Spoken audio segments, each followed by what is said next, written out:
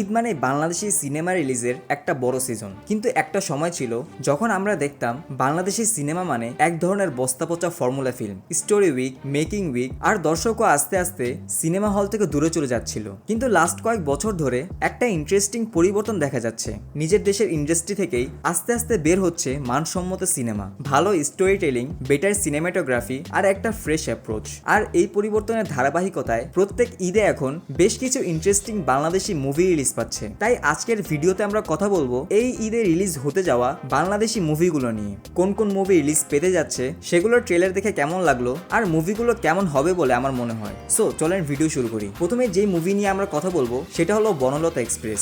এই মুভিটার একটা ইন্টারেস্টিং দিক হলো এর ডিরেক্টর তানিম নূর, কারণ তিনি আগে আমাদের দিয়েছিলেন উৎসব, যেটা রিসেন্ট সময় একটা খুব ভালো বাংলাদেশি ফিল্ম হিসেবে অনেকেই কনসিডার করে। তাই স্বভাবগতভাবে ডিরেক্টরের আগের কাজ দেখে এই মুভি নিয়ে এক্সপেকটেশন একটু বেশি আছে। তারপর যদি আমরা কাস্টের কথা বলি, এই মুভিতে আছে একটা অসাধারণ কাস্ট লাইন আপ। মুশাররফ করিম, চঞ্চল চৌধুরী সহ অনেক ট্যালেন্টেড অ্যাক্টর এখানে কাজ করছে, যাদের স্ক্রিনে একসাথে দেখার জন্য আমরা প্রচুর এক্সাইটেড আছি। ট্রেলারের কথা বলতে গেলে আমার কাছে পার্সোনালি ট্রেলারটা খুব প্রমিসিং লেগেছে। ভিজুয়াল টোনটা সিনেম্যাটিক অ্যান্ড চিলি, মিউজিকও বেশ ক্যাচি, আর ওভারঅল ভাইবটা একদম আলাদা ফিল দিচ্ছে। আর একটা ইন্টারেস্টিং বিষয় হলো এই মুভিটা হুমায়ুন আহমেদের উপন্যাস কিছুক্ষণ অবলম্বনে। হুমায়ুন আহমেদের স্টোরি টেলিং নিয়ে আলাদা করে কিছু বলার দরকার নেই। তার ক্যারেক্টার আর ইমোশনাল ডেপথ যদি মুভিতে ঠিকমতো অ্যাডাপ্ট করা হয় তাহলে এটা অনেক স্ট্রং ফিল্ম হতে পারে। তাই সবকিছু মিলিয়ে বনলতা এক্সপ্রেস অলমোস্ট নিশ্চিতভাবেই একটা ভালো ফিল্ম হতে পারে। দেখার বিষয় হবে পরিচালক তার আগের মুভি এর কোয়ালিটি মেনটেন করতে পারেন কিনা, বা সেটাকেও ছাড়িয়ে যেতে পারেন কিনা। এবার আসে আরেকটা ইন্টারেস্টিং প্রজেক্টে, প্রেসার কুকার। এই মুভিটা ডিরেক্ট করেছেন রায়হান রাফি, যার কাছ থেকে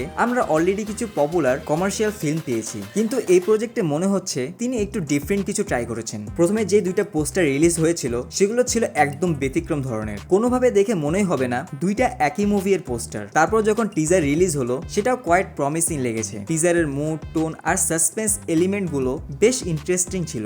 এখন দেখার বিষয় হলো টিজারের মধ্যে যে থ্রিল আর এক্সাইটমেন্ট ক্রিয়েট করেছে সেটা পুরো ফিল্মের মধ্যে মেনটেন করতে পারে কিনা। যদি পারে তাহলে প্রেসার কুকার বাংলাদেশি ডিরেক্টরদের মুভি নিয়ে নতুন নতুন এক্সপেরিমেন্ট করার পথটা সহজ করে দিবে। এরপরে আসে আরেকটা এক্সাইটেড মুভিতে, দম। এই মুভিটা রিলিজ হওয়ার আগে থেকেই অনেক হাইপ ক্রিয়েট করেছে। তার মেইন রিজন হলো ট্রেলারের প্রমোশনাল ফুটেজগুলো দেখে মনে হচ্ছে মুভিটা ভিজুয়ালি কোয়াইট ইনসেইন হতে পারে। সিনেমাটোগ্রাফি, লাইটিং আর ওভারঅল প্রোডাকশন ডিজাইন দেখে মনে হচ্ছে এটা বাংলাদেশি সিনেমাতে একটা ডিফারেন্ট ভিজুয়াল এক্সপিরিয়েন্স দিতে পারে। আর অবভিয়াসলি এখানে আছে একটা স্ট্রং কাস্ট, আফরান নিশো আর চঞ্চল চৌধুরী, আর এক্সপেরিয়েন্স ডিরেক্টর, যার জন্য অডিয়েন্সের এক্সপেকটেশন ন্যাচারালি অনেক বেশি। কিন্তু একটা ইম্পর্টেন্ট বিষয় আছে, শুধু ভিজুয়াল ভালো হলেই কিন্তু একটা মুভি গ্রেট হয় না। মুভিটা সত্যি মেমোরেবল হতে হলে স্টোরিতেও দম থাকতে হবে। যদি স্টোরি টেলিং স্ট্রং হয় তাহলে এটা ইজিলি ঈদের অন্যতম হাইলাইট মুভি হয়ে উঠতে পারে। তাই এখন শুধু আমরা এতটুকু বলতে পারি, দম ভিজুয়ালি অনেক ইমপ্রেসিভ হতে পারে, কিন্তু ফাইনাল ভার্ডিক্ট ডিপেন্ড করবে স্টোরি কত স্ট্রং তার উপর। যে স্টোরি একটা ট্রু ইভেন্টের উপর বেস্ট, আর অনেকে টিজার দেখে গুড লাইফের কপি বলছে, তাদের আসলে কিছু বলার নেই। এবার আসি ঈদের সবচেয়ে বড় স্টার পাওয়ারের মুভিতে, prince once upon a time in Dhaka. Obviously এখানে লিড রোলে আছে শাকিব খান। রিসেন্ট টাইমে আমরা যদি দেখি শাকিব খানের কাছ থেকে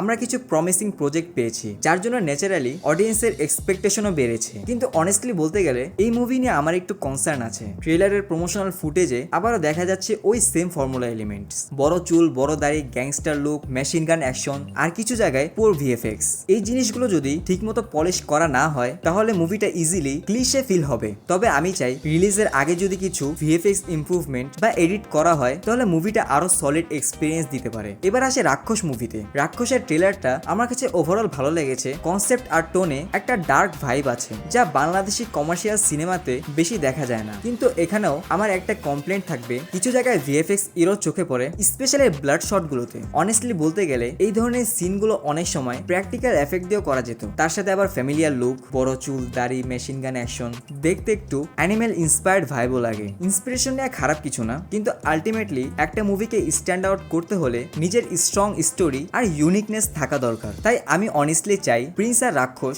দুইটা মুভি যেন আমাকে ভুল প্রমাণ করে এবং দুইটাই যেন ভালো ফিল্ম হয়ে বের হয়। আর একটা প্রজেক্ট নিয়ে একটু কথা বলা যায়, সেটা হলো রোহিত। ভিজুয়ালি মুভিটা কোয়াইট প্রমিসিং মনে হয়েছে, কিন্তু এখানেও সেম কথা, ফাইনাল ভার্ডিক্ট ডিপেন্ড করবে স্টোরিতে কতটা দম আছে তার উপর। তবে একটা বিষয় হলো এই মুভির এখনো অফিসিয়ালি রিলিজ ডেট অ্যানাউন্স হয় নাই, তাই আমার মনে হয় না এটা এই ঈদে রিলিজ পাবে। আর এই ছিল এই ঈদের বাংলাদেশি মুভি লাইন আপ নিয়ে আমার এক্সপেকটেশন আর ডিসকাশন। আমার একটা পার্সোনাল সাজেশন থাকবে, থাকবে বাংলাদেশি সিনেমা শুধু ঈদের উপর ডিপেন্ড না করে বছরের অন্যান্য সময়ও রেগুলার রিলিজ দেওয়া উচিত, কারণ এক ঈদে সব মুভি দেখা অডিয়েন্সের জন্য প্র্যাকটিক্যালি পসিবল না। আর তারপর আবার পুরো বছর সিনেমা হল বাংলাদেশি কন্টেন্ট শূন্য থাকে। আমি হয়তো এইসব মুভি এর রিভিউ করতে পারবো না, কিন্তু যারা দেখবেন হ্যাপি ওয়াচিং আর ঈদ মুবারক।